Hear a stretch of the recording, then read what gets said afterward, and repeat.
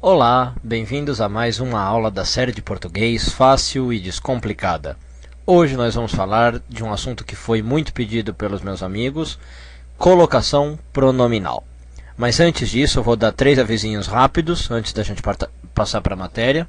Os 3 avisos são os seguintes. Primeiro, que eu tenho recebido muitos e-mails das pessoas que assistem os nossos vídeos, e infelizmente eu não tenho podido responder todos eles. Então eu queria pedir desculpa para as pessoas que não receberam respostas minhas, tá? Eu tenho selecionado os e-mails que eu posso responder.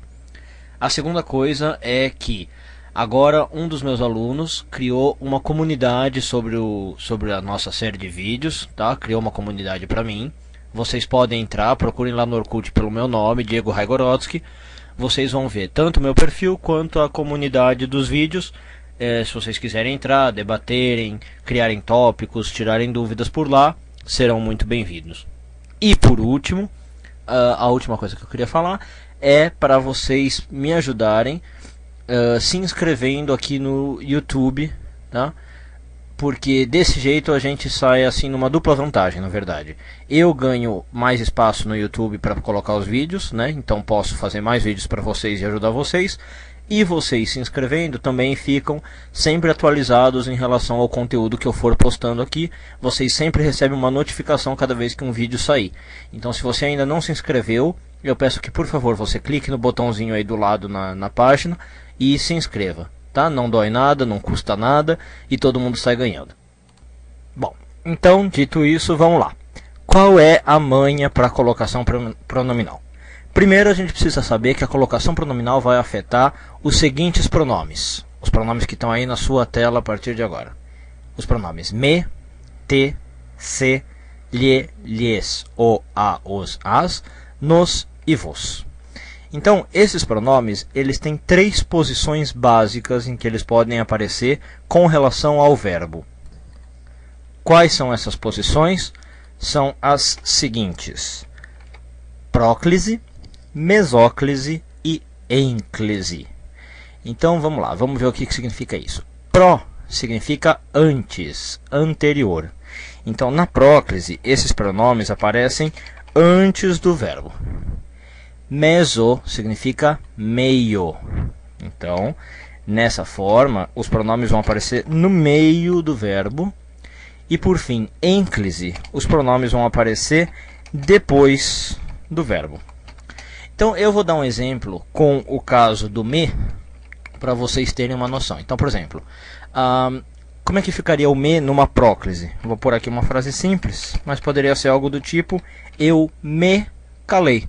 Então olha aqui como o me aparece antes do verbo calei.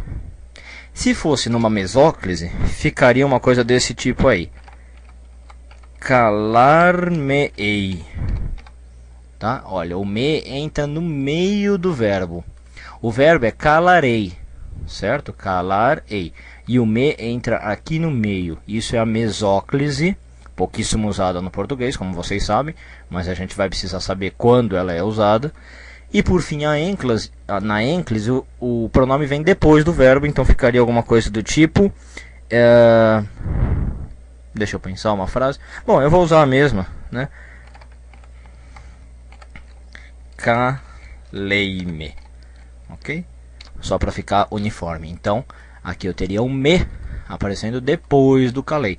Eu me calei próclise, calar-me mesóclise e calei-me ênclise. Ok? Então, uma vez entendido isso, fica muito fácil agora a gente saber quando se usa próclise, mesóclise e ênclise.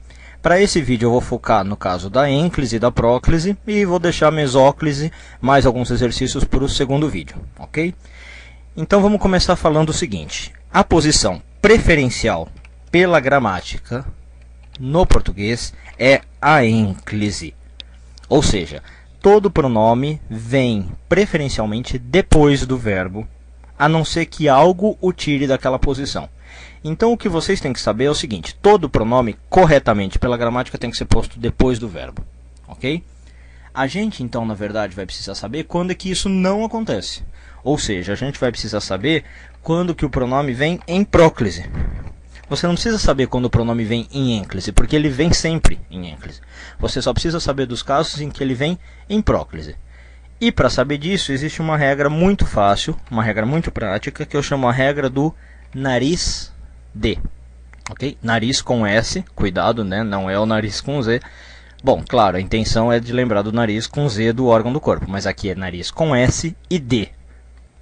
O que significa essa regrinha do nariz? Essas letrinhas do nariz indicam que palavras vão atrair o pronome para que seja feita uma próclise. Eu vou explicar melhor, então vamos lá.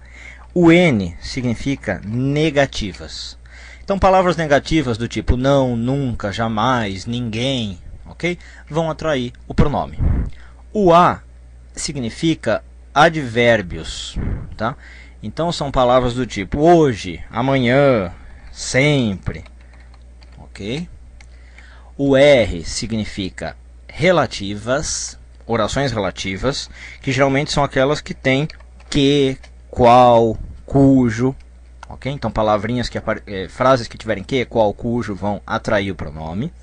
O I é de indefinidos, então são termos do tipo tudo, nada, nenhum, algum, ok? Esses indefinidos. O S significa duas coisas, significa sujeitos, tá? Sujeitos atraem pronome, e significa também subordinadas.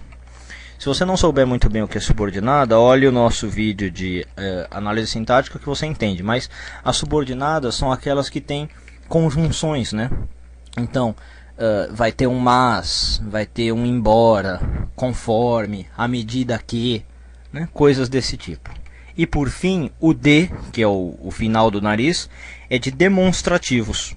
Então, palavras do tipo esse, essa, estes, essas, aqueles, ok? Então, vamos ver um exemplo de cada um para ficar mais fácil, como se aplica a regra do nariz. Olha, eu preparei aqui umas frasezinhas. Por exemplo, não se meta nesse assunto. Perceba que o não trouxe o pronome se para perto de si, para a posição de próclise, e não se diz não meta-se nesse assunto, porque o não é uma negativa, né, do nariz e traz o se para cá. O segundo caso, eu pus aqui um advérbio de tempo. Ó. Eu sempre te disse a verdade, e não eu sempre disse-te a verdade, porque o sempre é o a do nariz e traz o te para perto de si. Depois, no caso de relativo, eu pus um exemplo com que.